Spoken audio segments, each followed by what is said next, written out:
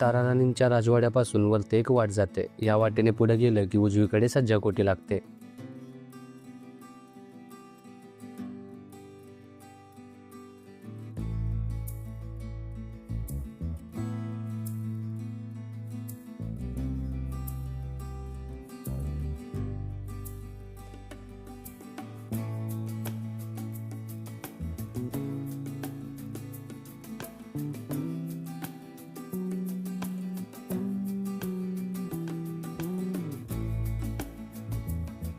ही सज्जाकोटी म्हणजे सदरे महाल आहे. सदर म्हणजे दरबार किंवा मुख्य प्रशासकीय विभाग. साध्या भाषेत सांगायचं झालं तर हा त्या काळातील पन्हाळ्यावरील मुख्य प्रशासकीय महाल असावा, जिथून महत्त्वाचे निर्णय, दस्तऐवज किंवा राज्यकारभार केला जात असावा. नंतर तिला असलेल्या सज्जांमुळे तिला सज्जाकोटी म्हणू लागले.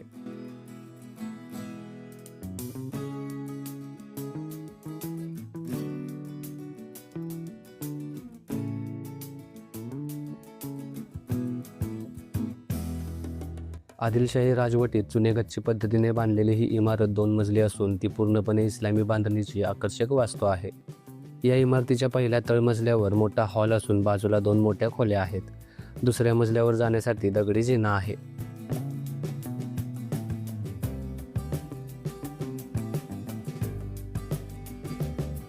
या महालाच्या तळमजल्यावर पर्शियन शिलालेख असून त्यावर इब्राहिम आदिलशहाच्या कारकिर्दीत किल्ल्याच्या शिखरावर हा वाडा बांधण्यात आला. याची लांबी रुंदी 1 नवरस असून उंची 2 नवरस आहे. हे मोहक वस्तीस्थान शहूर सन 1008 साली रजब महिन्यात पूर्ण झाले. स्वर्गीय राजा हे परमेश्वरा या निर्मळ वाड्यास अक्षय राख असा मजकूर त्या शिलालेखावर कोरलेला आहे.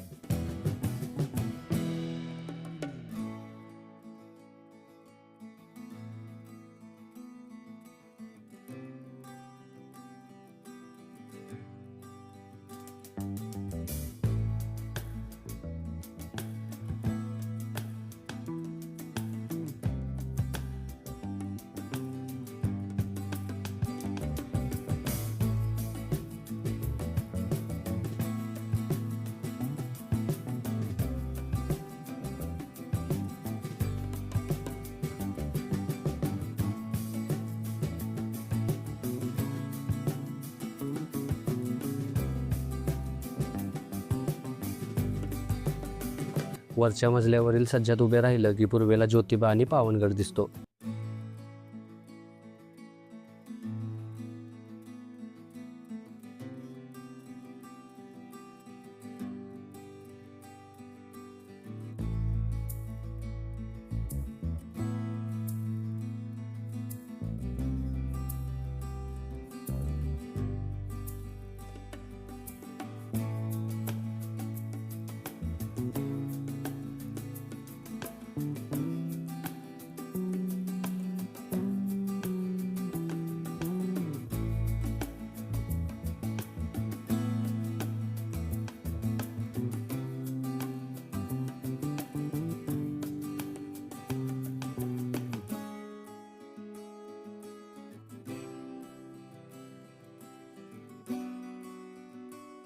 या इमारतीच्या समोरच उजव्या हाताला दारू कोठाराची इमारत उभी असून या इमारतीच्या दुसऱ्या बाजूला सरकारी विश्रामगृह आहे.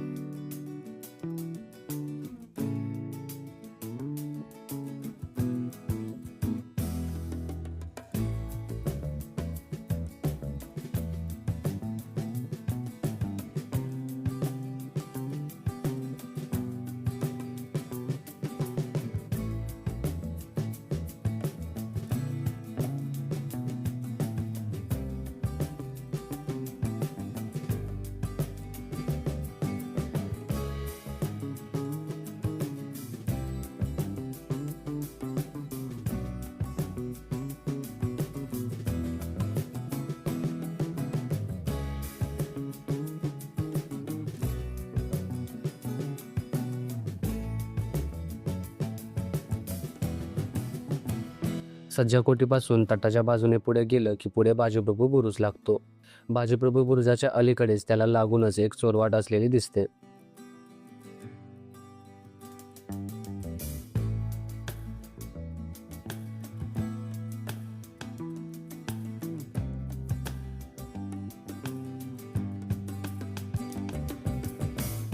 ही एकतर चोरवाट असावी किंवा कदाचित खाली तोफांचा मारा करण्यासाठीची जागा असावी.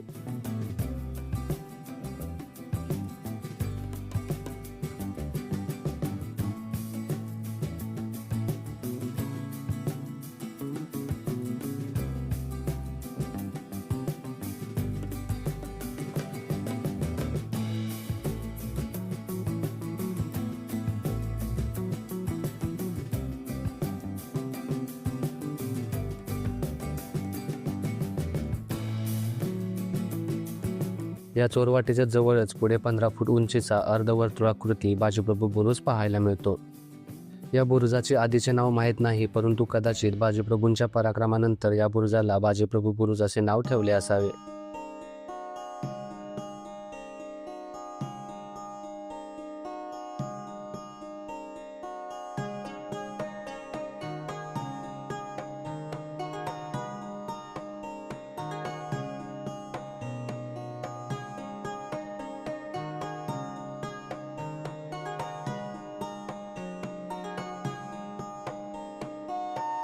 बाजीप्रभू बुरुजाच्या पुढे काही अंतरावर शेवटी एक बुरुज लागतो. याला वारे बुरुज असं नाव आहे.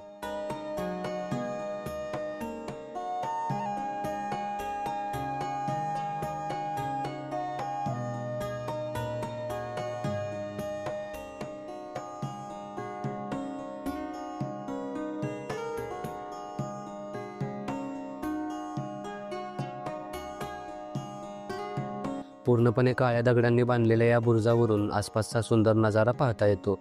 इथून खाली दाट झाडे आहे. त्या ठिकाणी तबक उद्यान आहे.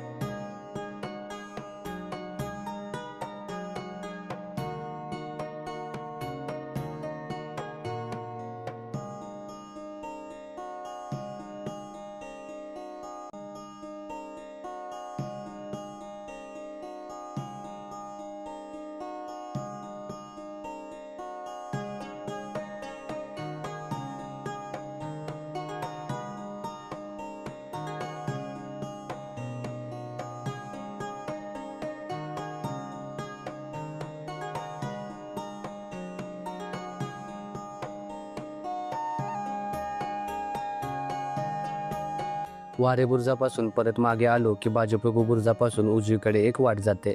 ही वाट पुढे मेन रोडला जाऊन मिळते. या मेन रोडने पुढे गेलं की काही अंतरावर उजवीकडे तबक उद्यान आणि वाघ दरवाजा लागतो.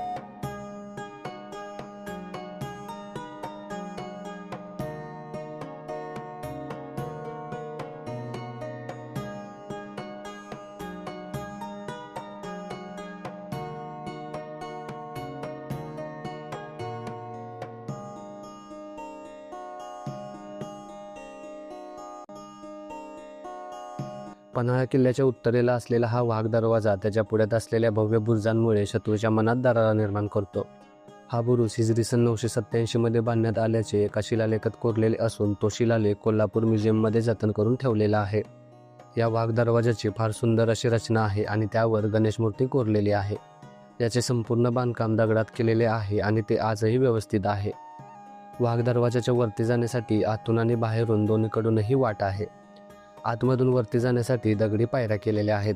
या बुरुजावर पूर्वी फिरवता येणाऱ्या तोफा असायच्या, त्यामुळे शत्रूवर इथून तोफांचा जबरदस्त मारा केला जायचा. या वाघ दरवाजातून आत गेलं की तबक उद्यान लागते. तबक उद्यानात जाण्यासाठी 20 रुपये शुल्क आकारला जातो.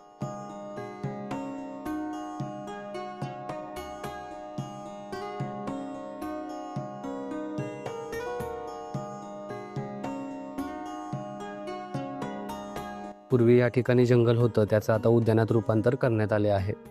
या उद्यानात वेगवेगळ्या प्रकारचे वृक्ष, अनेक प्रकारचे पक्षी पाहायला मिळतात. या वाघ दरवाजाच्या खाली किल्ल्याच्या पायथ्याला पूर्वी एक मेट होतं, तिथून एक वाट सरळ या वाघ दरवाजात येते.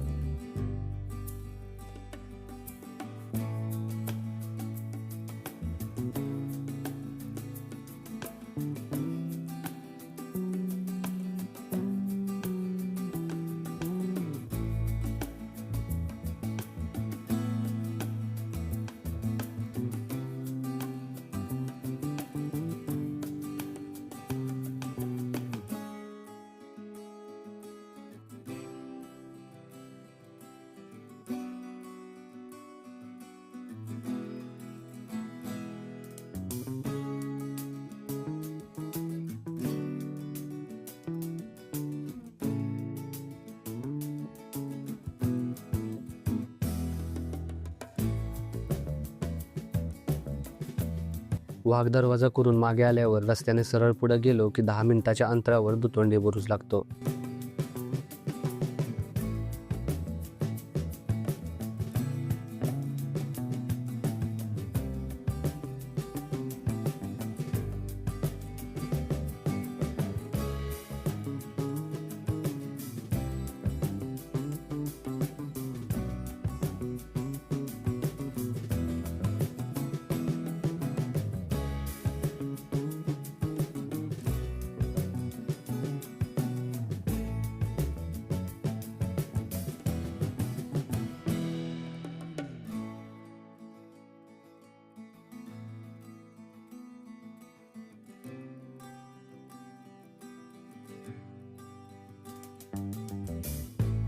बुरुज म्हटलं की अर्धवर्तुळाकृती तटामध्ये बांधलेली वास्तू. अशा प्रकारचे अनेक बुरुज अनेक किल्ल्यांवर थोड्याफार फरकाने पाहायला मिळतात. मात्र बुरुजाच्या प्रचलित व्याख्येला तडा जाईल असा बुरुज आपल्याला पन्हाळ्यावरती पाहायला मिळतो, तो हा दुतोंडी बुरुज. नावाप्रमाणेच याला दोन्ही बाजूने वरती जायला पायऱ्या आहेत. 15 फूट उंच व 10 फूट रुंद असलेल्या या बुरुजाला कठडे नाहीत. तसा हा टेहाळणी चौतारा आहे, यावरून उत्तरेकडील दूरपर्यंतचा प्रदेश न्याहाळता येतो. हा बुरुज पूर्णपणे व्यवस्थित आहे, याचा एकही दगड निसटलेला नाही.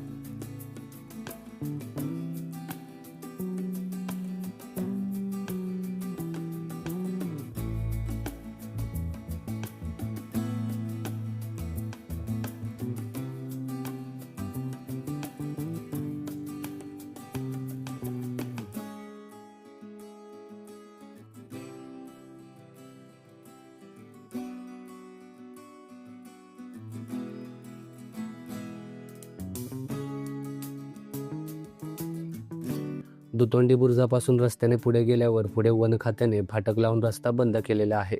त्या फाटकाच्या उजव्या बाजूला एक कच्चा रस्ता गेलेला आहे. या कच्च्या रस्त्याने पुढे गेल्यावर आपण राजदिंडीपाशी पोहोचतो.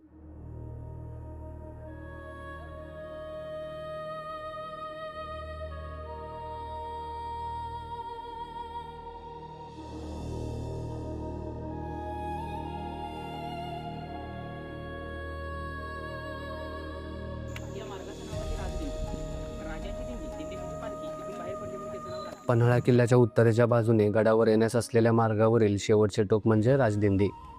12 जुलै 1660 रोजी शिवराय 600 बांधलांसह याच राजदिंडीतून रात्रीचे भर पावसात सिद्धीचा वेढा फोडून विशाळगडाकडे जाण्यासाठी बाहेर पडले होते. राजदिंडीचा तो दरवाजा आता अस्तित्वात नाही, मात्र दोन्ही बुरुज अजूनही शिल्लक आहेत.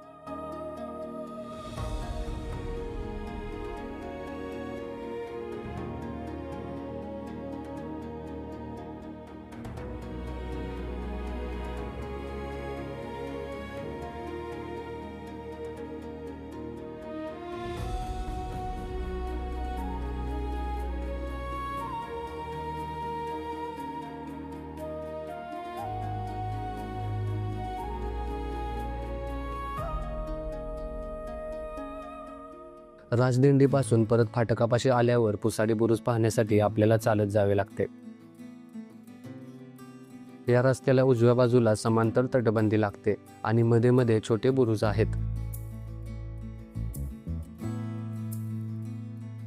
फाटकापासून 5 मिनिटाच्या अंतरावर डावीकडे झाडीत खोकड तलाव लागतो. तलावापर्यंत जाण्यासाठी पायवाट आहे. या पायवाटेने पुढे गेल्यावर तलावाच्या काठाला स्थानपीर नावाचे थडगे लागते.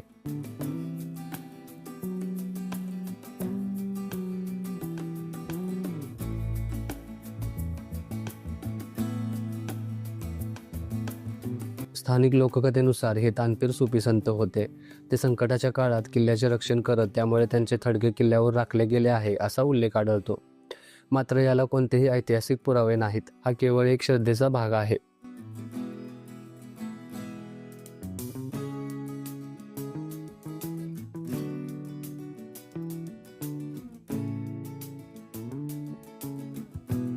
या थडग्याच्या बाजूलाच खोकड तलाव लागतो. हा तलाव फक्त पावसाळ्यात भरलेला असतो. त्यानंतर याचा उपयोग गावकरी क्रिकेटचे मैदान म्हणून करत असतात.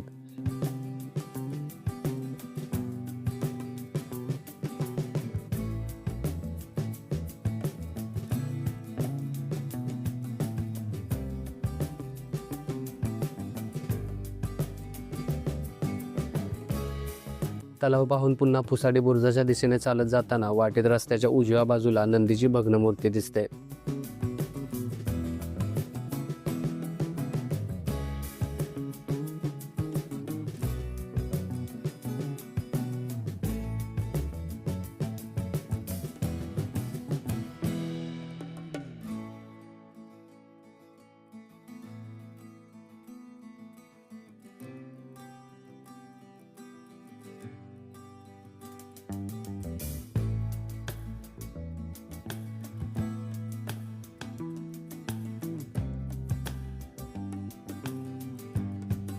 इथून एक पायवाट खाली उतरते. सध्या पन्हाळा ते पावनखिंड ट्रेक करणारे शिवप्रेमी या वाटेनेच पन्हाळ्यावरून उतरून मसाई पठारामार्गे पावनखिंड आणि विशाळगडाकडे जातात. या वाटेला फुटक्या नंदीची वाट म्हणतात.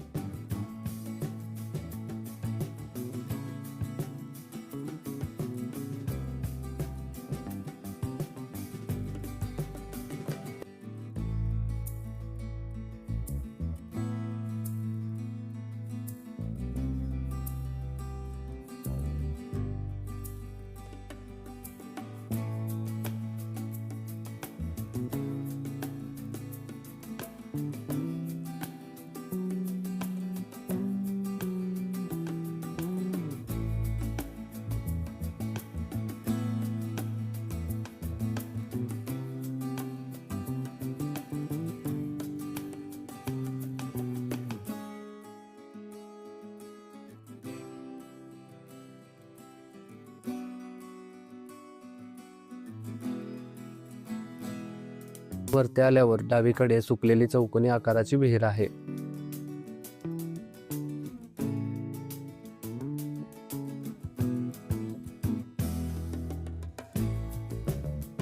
या विहिरीपासून पुढे 5 मिनिटाच्या अंतरावर पुसाडी बुरुज आहे.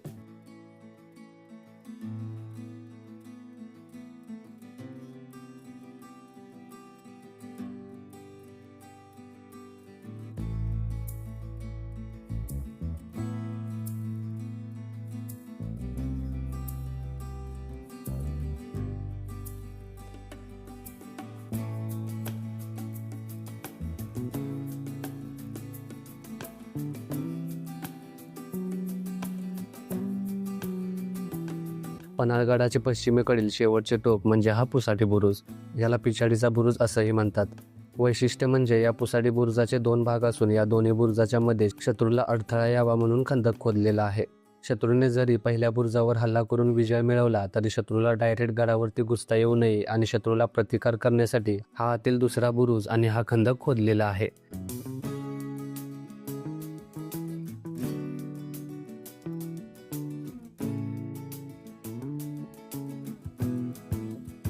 पुसाटी बुरुज म्हणजे काय? शिफ्टीकडचा भाग. पुसाटी म्हणजे शेपूट, शिफ्टीकडचा भाग. आणि पन्हाळगडाचा हा सगळ्यात निमुळता आणि वर गेले की लक्षात येते कमी उंचीचा भाग आहे. समजलं का? कमी उंचीचा भाग म्हणजे काय? शत्रूला आक्रमण करून घेण्यासारखा एकदम सोपा मार्ग आहे. त्याच्यामुळं पिछाडीकडची बाजू पुसाटी बुरुज, पिछाडीकडचा पुसाटी हे सगळे शब्द लागूनच आलेत. आणि शेफ्टीसारखा भाग आहे. तिकडून आपण चालू पसरलेलं होतं. इथं आल्यानंतर जवळ आला आणि एकच बुरुज राहिला. इथं या सगळ्या एरियाचं नाव आहे पुसाटी बुरुज. 2 बुरुज आहेत. इकडच्या सगळ्या तटबंदीचं दुतोंडी बुरुज मगाशी सांगितल्याप्रमाणे इकडच्या लाईनला एकही बुरुज दिसत नाही 3 दरवाजापर्यंत. हा जो बुरुज आहे तो डबल बुरुज आहे, चिलखती बुरुज आहे. चिलखती अर्थ म्हणजे डबल आहे. आता हा जो बुरुज आहे पुसाटी, पण हा सुद्धा बुरुज पुसाटी.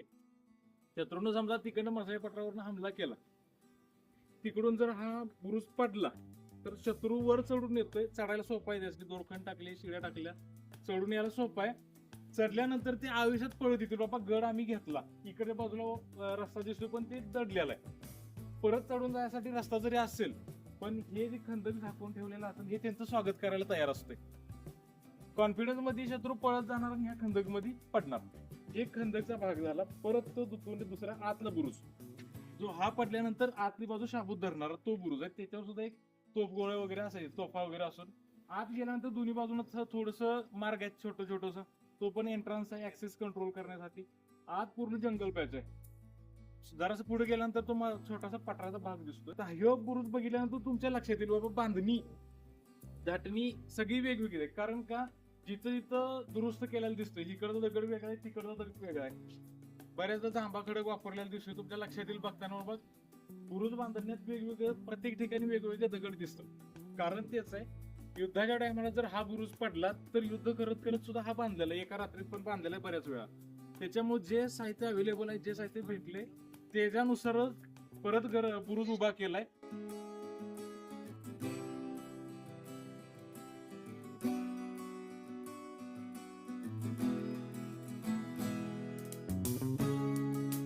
हे दोन्ही बुरुज काळ्या घटीव दगडात बांधलेले असून त्यांची उंची 20 फूट आहे. या बुरुजावरून पश्चिम, दक्षिण व उत्तरेकडील सर्व प्रदेश व समोरचा मसाई पठार नजरेच्या टप्प्यात येतो. त्यामुळे टेहाळणीसाठी या बुरुजाला फार महत्त्व होते.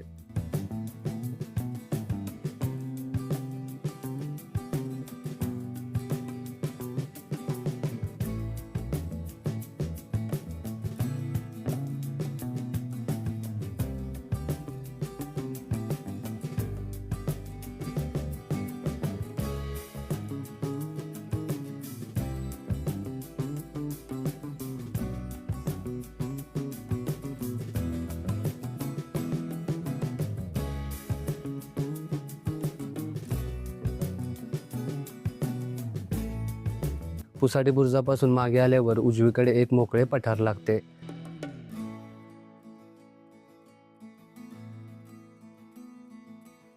या पठारावरून चालत चालत पुढे गेलं की महार तलाव लागतो. या महार तलावाच्या बाजूलाच मुस्लिम ईदगाह आहे.